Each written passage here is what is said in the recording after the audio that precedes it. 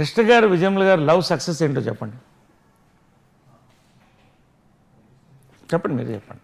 వాళ్ళది నాకు అర్థమైనంత వరకు చెప్తున్నాను సార్.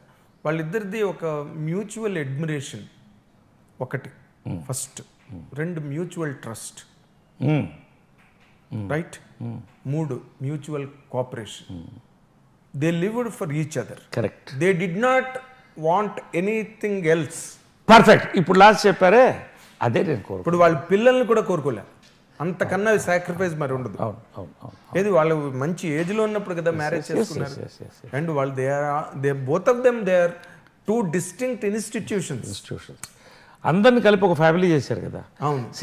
అది సెల్ఫ్లెస్ లవ్ అండి. సెల్ఫ్లెస్ లవ్ నేను కోరుకుంటా. అది నాకు దొరకనప్పుడు నాకు హక్కు ఉంది to live or let live. Live and let die కాదు, లివ్ అండ్ లెట్ లివ్. వాళ్ళ జీవితం వాళ్ళది, మన జీవితం వాళ్ళది.